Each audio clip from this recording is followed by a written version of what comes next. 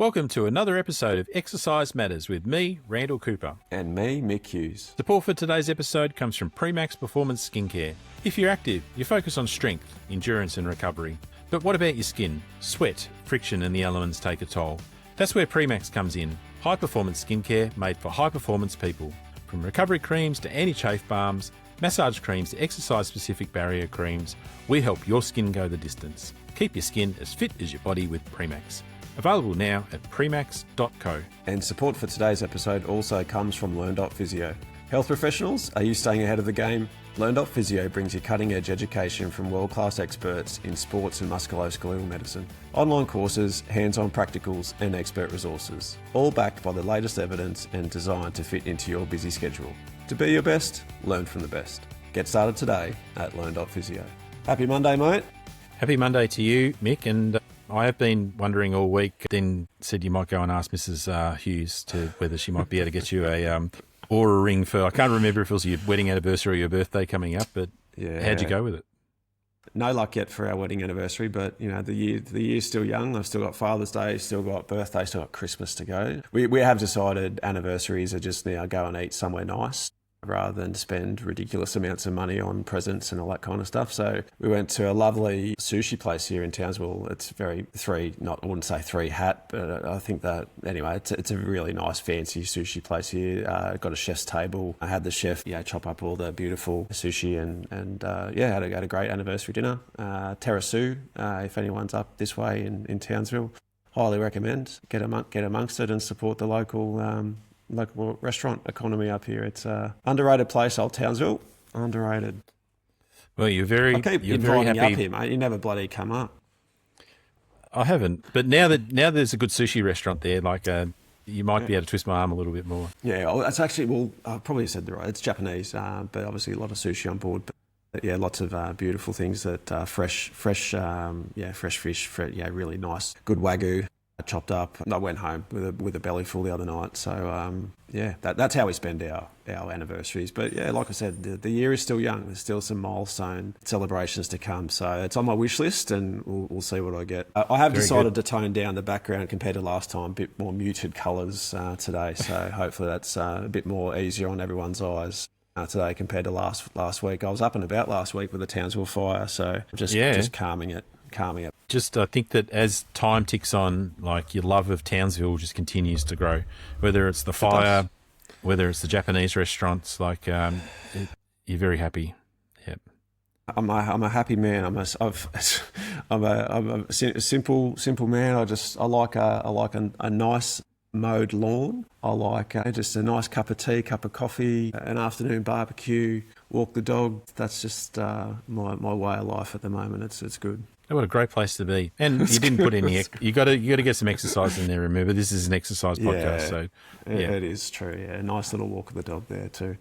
Interesting topic today. Topic. It's one that's really, I was actually, to be honest, probably a little bit nervous in covering, but I thought there's a lot of misinformation out there that I wanted to try and tackle head on, and it kind of forced me into a bit of a deep dive and interviewing a leader in the field and someone that knows a lot more about this topic than me. But yeah, it's on the topic of peptides in particular, and we're going to dial into probably the most popular and common one out there available at the moment, BPC-157. The name of this podcast title is Peptides, Panacea or Overhyped Performance Enhancer. And I interviewed a wonderful American guest called Dr. Joseph Giandonato.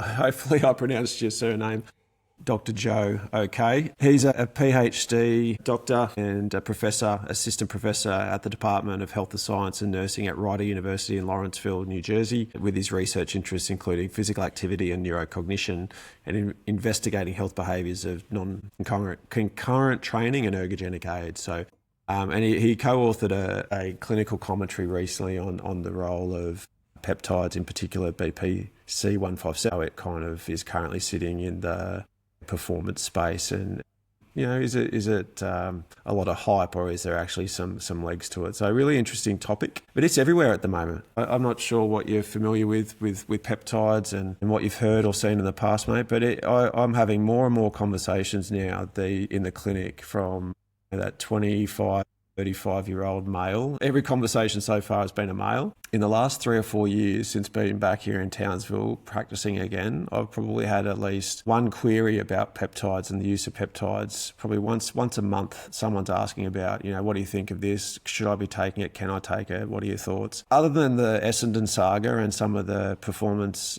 drug scandals, from the late 2000s, early 2010, I didn't hear about peptides for about 10 years after that, and now all of a sudden it's just ramped up again. It's obviously been talked about it on a popular podcast other than ours. And the word's got out there. There's something exists that might be able to help people recover better or perform better. So, what's your understanding of it? What have you heard about it, mate?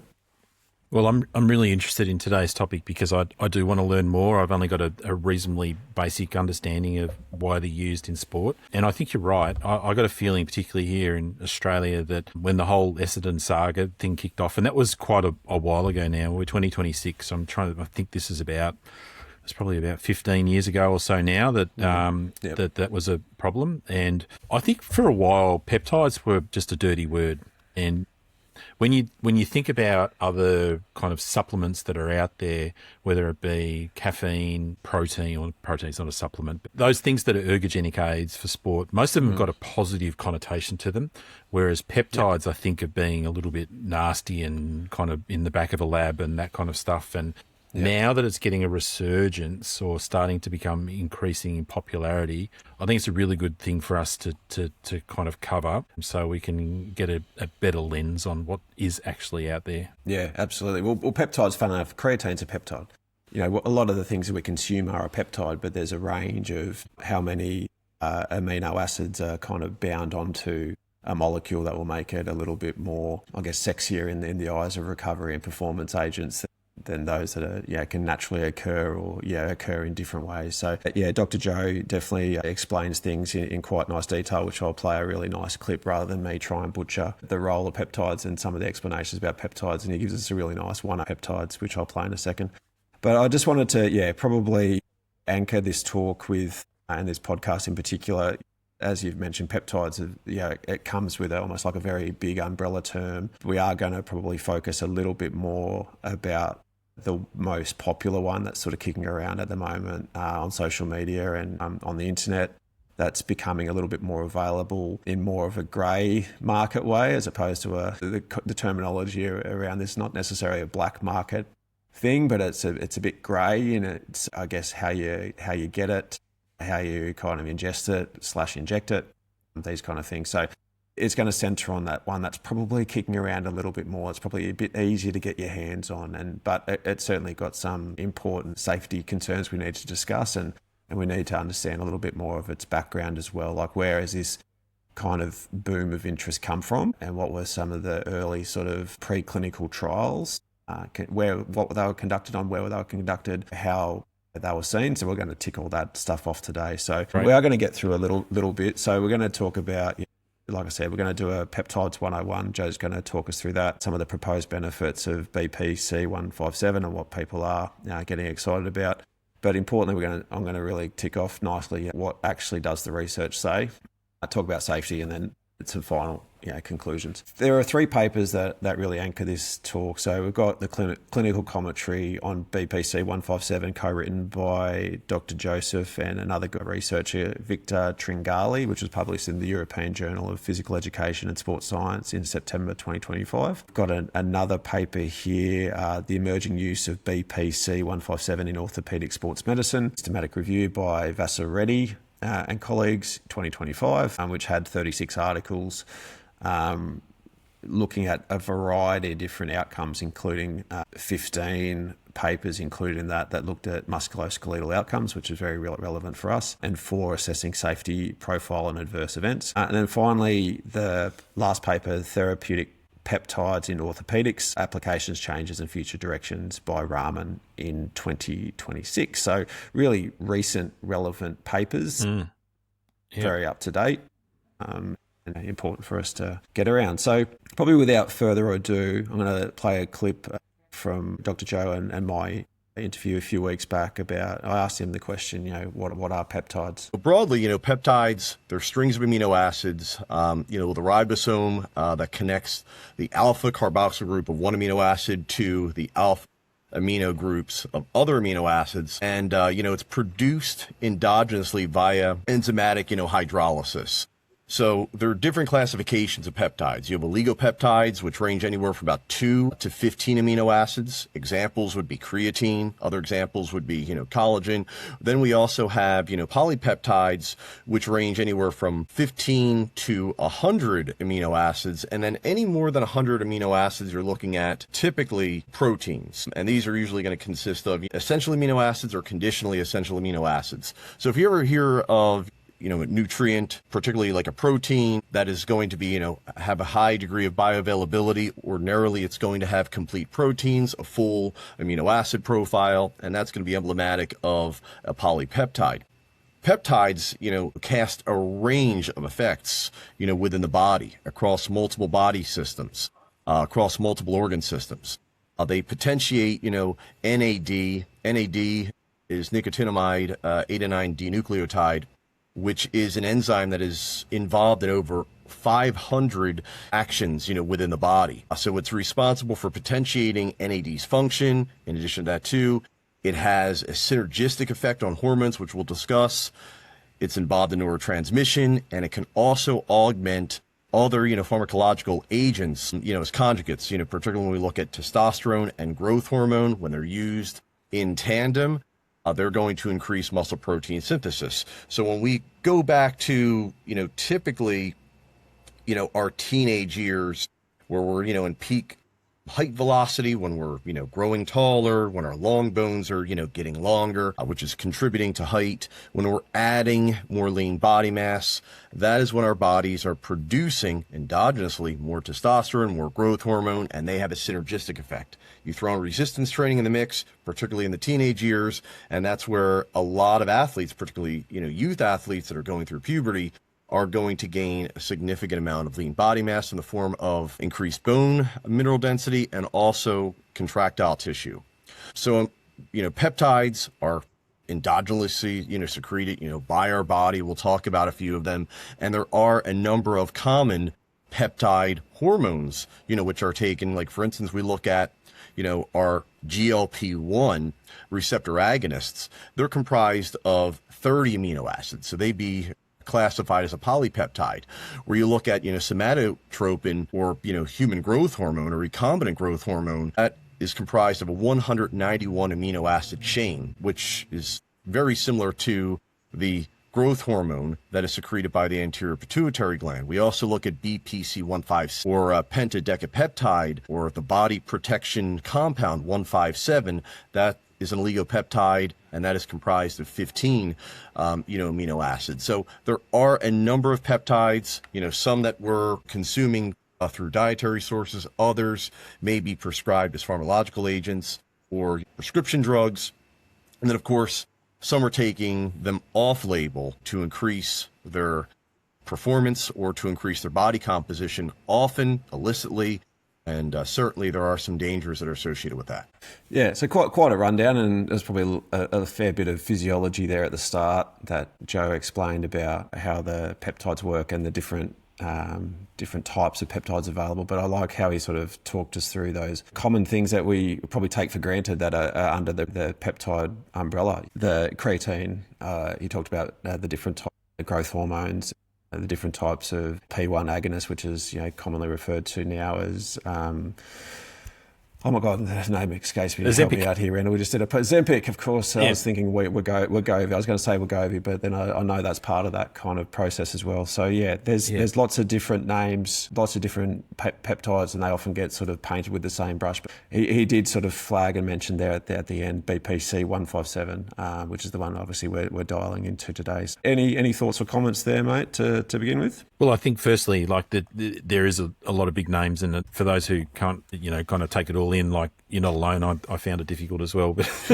at the same time, I think that the message that I kind of got out of that is that a lot of us, when we take these supplements, think of only what to do with sport, or our exercise or performance, whereas a lot of these things that we can take also have other effects on other systems in our body. And I know that when we're going to talk about the peptide in question today, like it does have influences on gut health and all this kind of stuff. So I think that, again, you've got to put health first. That's kind of always my thought, is that it's great to get a performance gain, but if you're not kind of acknowledging how the things that you can take and the things that you do can impact other systems in your body, then you need to take a wider view of what you're doing to your body. Yeah, absolutely.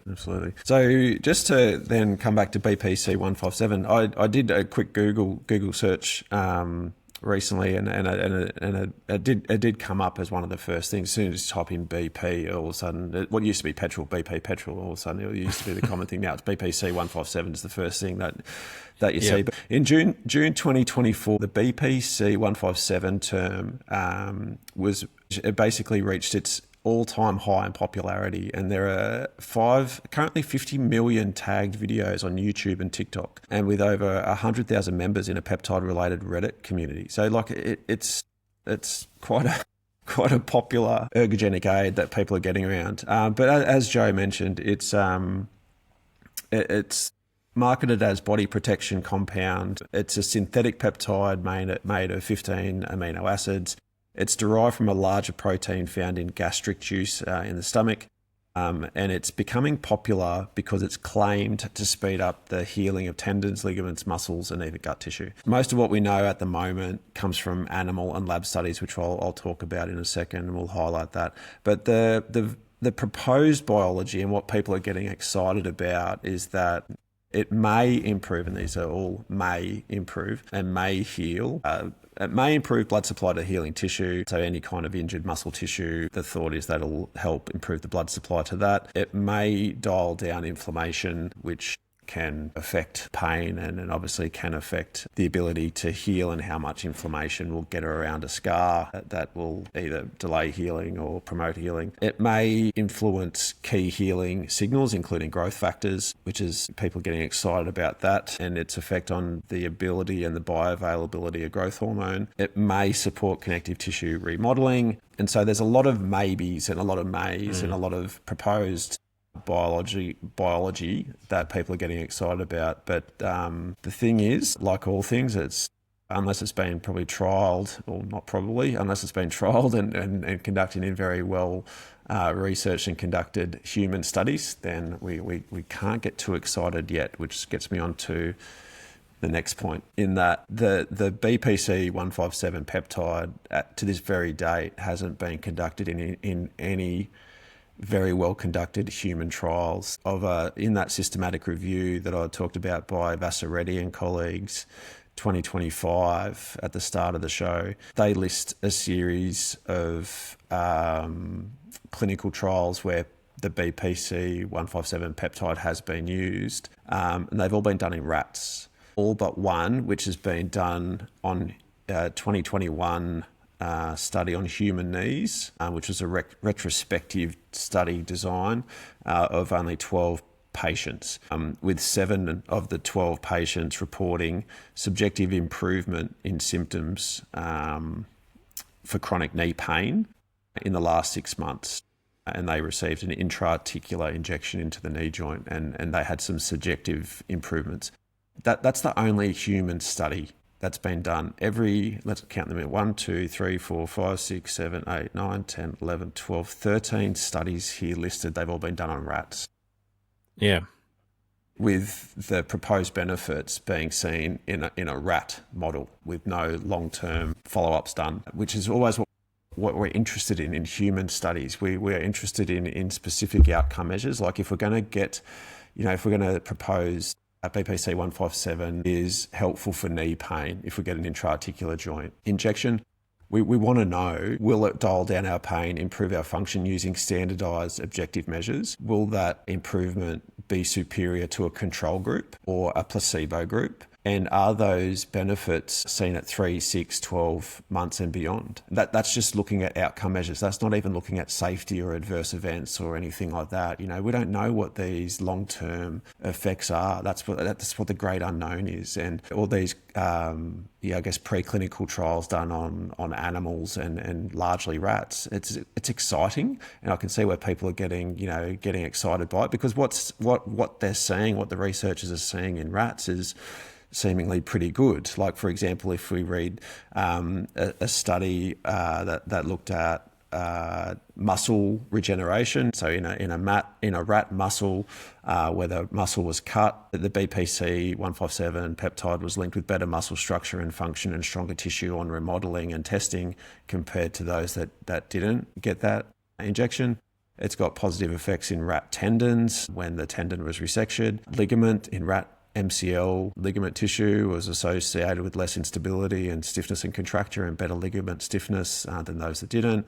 It's got positive effects on rat bone, inflammatory arthritis, the list goes on and on. So there's lots of, positive and excitement coming out of these animal studies, but there hasn't been anything done on humans of sound and high quality. What's your understanding of, like you mentioned it earlier, that the young people are kind of getting on this, the YouTube and social media community is right onto it. From the sounds of BPC-157, and this is my understanding of it as well, is it's a very appealing to us, being physiotherapists, sports medicine professionals, in that, can this accelerate healing? Can I get someone back on the field quicker than what I used to? But for anyone who's not injured, who is just there going about their training and wants a performance gain, is there any reason that they would take this peptide, or is it just really a rehab and a healing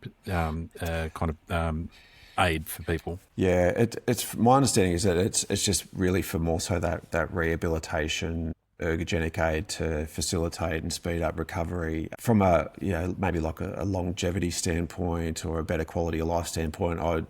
I'm not hearing or seeing people are taking it passively just to see if it will improve their quality of life. It's not like Botox injections to, make your skin look aesthetically better or to make you look, 10 years younger. I'm not hearing or seeing that. That's not to say people aren't taking some of these positive animal study responses and, taking a glimmer of hope with it and using it in the wrong context. I haven't seen it yet, but yeah, it's that's the concern. There's a lot of unbridled excitement really when it comes to it at the moment, and people really just sort of need to sort of take a breath and know where it's coming from. I'm fascinated when I hear people say, I've done my research on this topic, or I've listened to a podcast, or I've done a YouTube. That's not doing your own research on a topic. Your own research is actually having a look at. So some of these studies, they're behind paywalls, or I hazard to think everyday population people who are doing their own research have actually gone through a scientific paper and nutted out the research designs and the methodology to actually have a really truly informed opinion about that particular piece. And that's why obviously we're here to try and dispel some of those myths and share some of these insights from systematic reviews, which we always talk about being the strongest level of evidence, that the authors and the researchers do that hard groundwork for us to sort of help share that information. Yeah, I kind of always laugh a little bit to myself when I hear people have done their research, and their research really is listening to a podcast and doing some. Well, there's two parts. Grading. There's two parts to the research, isn't there? There's the individual research of what you can read online and look at the studies, but then also it's like, what is the actual evidence? Like, is the actual scientific evidence out there of high quality and worth implementing? From the sounds of it at the moment, the answer's no. And I mean, if you look around the world, I don't think this has been approved by the FDA over in the States. In Australia, I think that you can only get it with a doctor's script. You can't go down to the pharmacy or the chemist and just go and get 157 over the counter. This is, for me, I'm like you. It's like, yes, there's definite promise here, but still the amber lights are flashing. It's like, this hasn't been investigated fully yet. Yeah. Big red. It's a big red flag for me. Like anything, we just don't know what the long-term ramification. And I think this is probably a big part of the problem with when the drug sagas went down in professional sport here in Australia. Is like, I think, those involved in that and some of the concerns about that. And you may have been at Were you at Hawthorn at the time when that was all going down? I just finished from there. Yeah, no, I moved on. So this all happened just after. That was some of the concerns I heard in the media with that. Some of the parents of these kids that were getting injections is like, sure, it might have helped some sort of short-term recovery, but we don't know what's going to happen to our teenage kid in 5, 10, 15, 20 years time, and that's. Something like cortisone, the injections for that anti-inflammatory response to help people's pain and to help calm down injury, like that's been studied for decades and decades and decades, and we know the long-term ramifications, and we're now starting to understand that it doesn't have a great effect on joint health and, the risk of, 2 injections at one site around a tendon, we know it's going to probably blow the tendon out. So there are some things that we're probably a little bit more comfortable in recommending or referring to a GP, but this is just one of those things that people, I think, are taking it really, really blindly at the moment and not really understanding the long-term ramifications of that. Your point about the FDA, like just to go through a list of some of the sports that have banned BPC-157. So the FDA have it as a Category 2 drug, which is a bulk drug substance that raises significant safety concerns. That was in 2023. UTA has got a specific ban as of 2022. UFC, NFL, NBA, the UFC and NFL have got a specific ban on BPC-157 as of 2022. NBA and NHL have a non-specific ban on all performance-enhancing drugs. This would come under that. Baseball, PGA and CAA have all got non-specific bans on peptides for a number of years. So, like all the major sporting codes around the world have banned it. So, and the fact that the FDA sort of haven't approved it, have it currently as a Category 2 drug, it should raise some serious safety concerns and some alarm bells. So I think when it comes to safety, I think we'll sort of just bring up these 2 points here is from the Vassaretti systematic review again. Their comments here about what the studies what they found from a safety point of view in the animal studies, that across the preclinical trials of these animal studies, the authors found no adverse events or effects or toxicities attributed to BPC-157. However, all of those studies were in a less than 6-week window. So yes, the short-term effects of taking the peptides in animals were not seen to be serious or significant, and they were well tolerated by the animal, but there's no longer term known effects beyond 6 weeks. So that's what they did say. And they went on to say that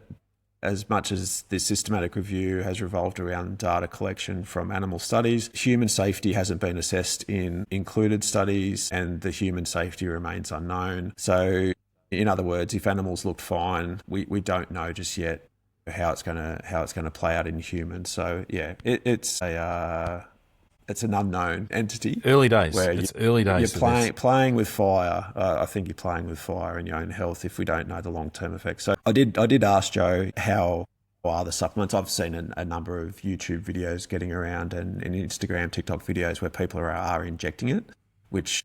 Not only if you aren't trained, I mean, intramuscular, people get trained up to do insulin injections, and there are some injections that people will do on themselves if their GP has trained them or the clinical nurse has trained them. They know it's going to go into a safe. But there's a lot of people out there, give them a needle, they don't know where they're sticking it. Especially if they're getting it at black market or grey market, so to speak, and they're buying it. Infection risk, infection control, all these things start sort of creeping in. So we're not even going into that space, but that's just me with my kind of alarm bells sort of ringing when I'm seeing clips of people just injecting haphazardly into arms, into buttocks, into thigh muscles. It's like, you guys don't know where you're sticking that needle. Like, seriously. But anyway, this is Joseph had a few comments about how these are taken. So ordinarily they're going to be ingested, subcutaneously or intramuscularly. There are, however, peptide supplements. We'll talk about, collagen peptides, which are, highly efficacious. Creatine is technically a peptide, which is also, highly efficacious and very, very safe. But these peptides that are illicit, these peptides that have been identified by WADA, USADA, the IOC, a number of the professional and premier leagues, throughout the world and throughout the United States in particular, are ones that are very dangerous, potentially when they are taken in super physiological doses without the tutelage of a physician or a doctor. So when you do that, again, you're running the risk of some of those unwanted side effects, and also you're going to be increasing the risk of cardiovascular disease, the increased risk of, cancer, as well as, some musculoskeletal pain that you're trying to avert in the first place. You're trying to accelerate your recovery because that's what, that exogenously administered growth hormone is aimed at doing. Now, their dosing is going to widely vary when we look at, secretagogue, which, has, a half-life of anywhere from 1 to 2 hours. I know that MK-677, the half-life is reported to be around 4 hours. Ordinarily, folks are going to take that prior to training, or sometimes, when they're consuming meals, because that's going to, improve their insulin sensitivity. But when we take those secretagogues, that's going to elevate, our growth hormone and also our insulin-like growth factor levels for 24 to 72 hours. And that in turn is going to lend itself to, increasing, muscle protein synthesis. And also by having, both of those, hormones present, it's going to,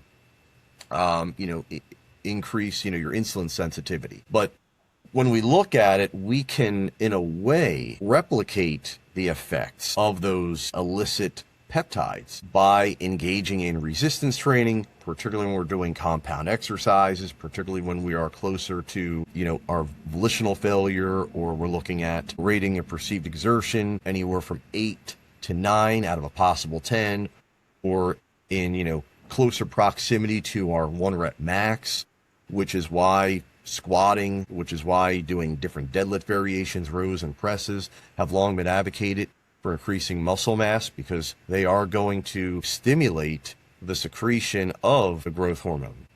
Yeah, so a couple of nice comments there. Joe did sort of go off and did mention a few different things that aren't related specifically to BPC-157, but there was some really nice messaging there about, especially at the end, about how the tried and true and tested ways of improving tissue quality and to improve, muscle resynthesis, and to really go about, trying to naturally hit and excite, the release of growth hormones and, these natural building blocks that will help us, be fitter, faster, stronger, and recover better. We often overlook some of the simple things done and the basics done over and over again, and we go chasing that sexy injection that comes inherently with a fair bit of risk. So, yeah, I really loved how he brought that home nicely there at the end. And I think that's why the Essendon saga, particularly in elite sport here in Australia, was so controversial because, again, my experience having worked in that industry for 20 years or more was that elite performance athletes rarely take other stuff. We heard this, with Lisa Middleton's episode a few again. They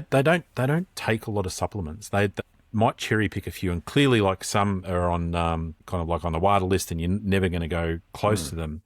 But my point is that the reason that elite athletes don't take a lot of this stuff is because if you do it naturally and organically, you can usually get the same effects, and it's a lot safer to do so. So if you do have the time to train properly, if you do have the time to push your strength, push your aerobic function, whatever, you usually get the result that you want, and you don't need the shortcuts, what you're going to get on the grey market online. Yep, absolutely. I think the problem is, like, obviously outside of that professional realm, and this is probably where the uptake of this peptide, BPC-157 and others, and, the use of growth hormones and other type of illicit substances is that, it's probably appealing more to the aesthetic trainer, those that are, bodybuilding or natural bodybuilding or illegal, or anabolic steroid or steroid-related bodybuilding, or even just looking good for your TikTok followers. That's probably that problematic area where it's under-regulated quite a lot. I think with my dad hat on, it's the problem, and these influencer type people who are sort of using it. Also to monetize their own lifestyle. That's where it becomes a problem when you got younger followers who see you use it, and it's now getting them excited about it. I remember I just watched recently Dr. Mike, who I've known. He's a famous, well, he probably hates being called famous, but he's a very well-known YouTuber here in Australia, Scottish lad who lives and works now on the Gold Coast. But I actually was lucky enough to work with him in Melbourne for a while, Dr. Mike Marinsky. He loves calling out bullshit and just dispelling myths about medical related stuff. He showed me, he showed his followers an email he got recently from someone who reached out to him saying, "Oh, would you like to be a brand ambassador for this peptide that we got?" And it's a pyramid scheme, absolute pyramid scheme from, like from day dot. He gets a very small, of course he's not at all interested in it. He was calling it out for what it was, but it shone a light on, some of the murkiness behind the scenes too of, some of these companies that are producing it and how it's being marketed and ambassadored through social media use. So that's very problematic. Yeah, I can understand that, and it is a concern, and this is exactly that, where you get one or two, or maybe there's a few more in 157, but you get a few animal studies that show something promising, and then off you go. It's just all it is. It's the only view on the commercialization of it, and whether the science stacks up or not doesn't matter from that point on. Yeah, that's a problem. So that's probably why there's like just this great unknown, and certainly when it comes to orthopedics and sports medicine, a very well conducted medical trial or an orthopedic trial or a sports medicine trial will have double blinding,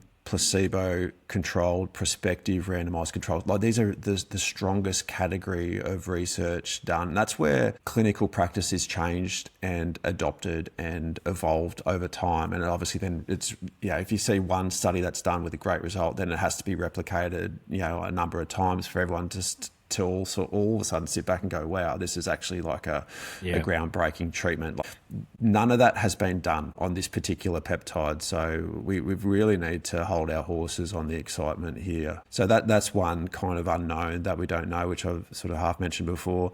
As I also half mentioned before, there's just been nothing done from a physio lens and a sports medicine lens. There's been nothing really done, nothing done in particular on outcome measures that matter: pain, function, quality of life, even in the short, medium terms of, within the first 12 months after the injection, and then, whatever, thing you're looking at. But obviously the long-term ramifications, we don't know either. So nothing has been done in that space that makes us help make better decisions about this.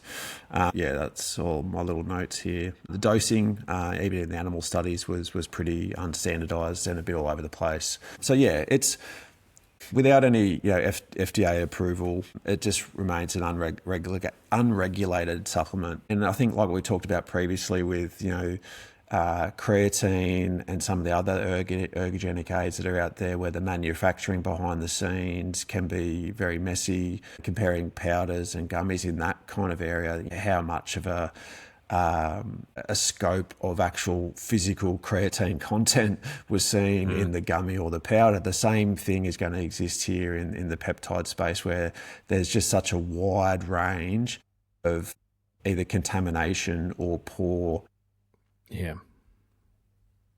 bioavailability of the peptide itself. So until things are regulated, until further research is done in a much more controlled and systematic and prospective way and reproduced, and it becomes regulated, we need to really sort of have a think about, is this something we should be taking for our own personal safety? So Very good.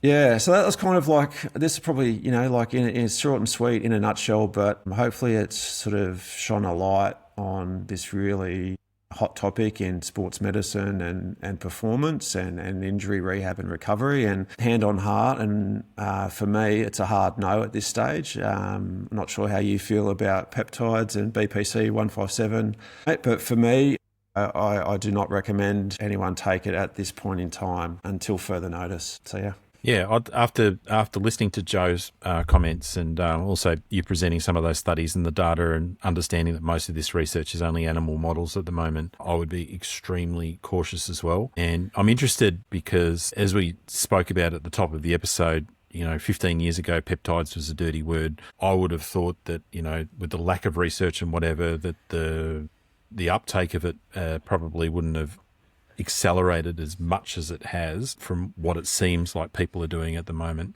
But the flip side of that is that people will take risks, and people do a lot out there that's not very legal. I mean, look at the bodybuilding community and some of the illegal things that they'll take there. You go all the way back with the endurance sports, and from the Tour de France and Lance, and all the way back to the 60s, they were taking cocaine to improve their performance on the bike, etc. as well. So humans will always look for an edge and to do something more. And I suppose the other thing also is that as much as we kind of love to kind of say we only will do it once it's safe and there's evidence behind it, which clearly it needs to be done in this situation. The other side of the coin for me is that I don't mind whether it's the research or the public actually trying to push something new and innovative forward.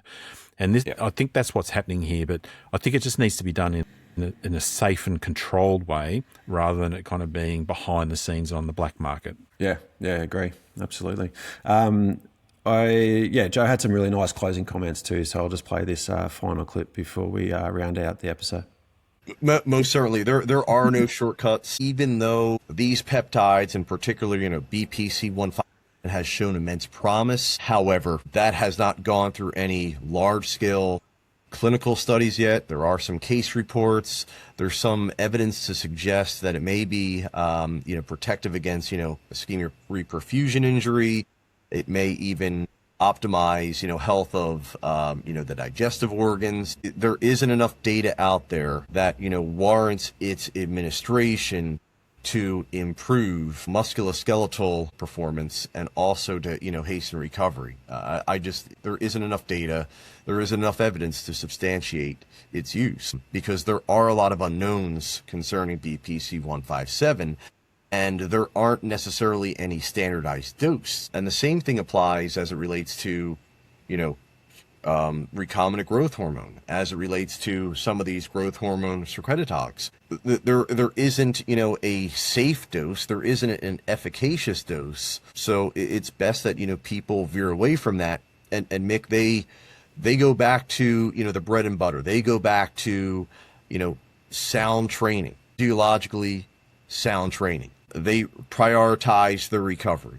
So they are minimizing or optimally eliminating alcohol, eliminating, processed foods or severely limiting them. And, they're sleeping a sufficient amount. I mean, the gold standard is, 8 to 9 hours per night, but you also have to account for your sleep quality. So fewer interruptions in your sleep and also achieving slow wave sleep or getting into, stage 5 or stage 4 sleep. Minimally, you're in that rapid eye movement sleep in which we have growth hormone being emitted in a pulsatile manner. So that's why sleep is so critical. There's no way that we're going to be able to cover lost ground if you're sleeping 3 to 4 hours a night, if you're eating processed foods or fast foods. You're consuming a lot of, sodium, consuming a lot of sugar, not consuming a sufficient amount of protein. No amount of drugs are going to, offset that. Eventually you're going to have to pay the piper at some point.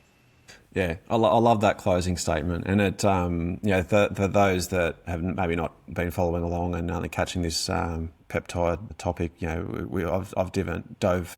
You can divin if you want. I don't know what it means, but I dove deeply into the topics of sleep and creatine and protein and all that kind of stuff in previous episodes, where we probably dive a little bit deeper into the mechanisms and the biology behind that. So go back and give those a listen. But I loved how Joe rounded that up nicely, that you can't, you're making up for lost ground. Or you can't make up for lost ground there. If your diet and your sleep is all over the place and your training's haphazard, you could take BPC-157 all you like, or you can get some illegal black market stuff. It's just, you're still going to end up with the shitty same result and you're going to be wasting your money.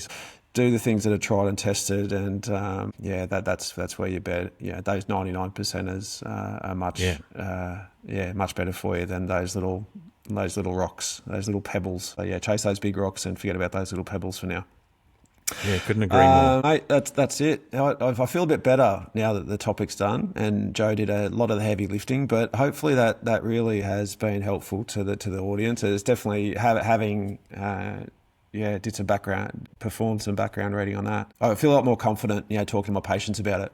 I still was a little bit up in arms and a bit unsure about, what I always sort of deferred to, just give me a few weeks, I'll go and do some reading. Now I've done the reading, I can actually go back to the patients to say, no, just stay away from now. Do the simple things over and over and repeatedly, and you'll have a better result that way. We've got a number of health and exercise professionals that listen into this podcast, so hopefully that's given them the same ammunition for them to go and talk to their clients and patients also. It's a great job, Mick. Thank you. Yeah, no worries. Well, that's a wrap for today's episode. If you enjoyed the chat, make sure you subscribe, leave a review and share it with your mates. A quick disclaimer as always, this podcast is for educational purposes only and is not medical or individual advice. Always seek guidance from a qualified health professional for your specific needs.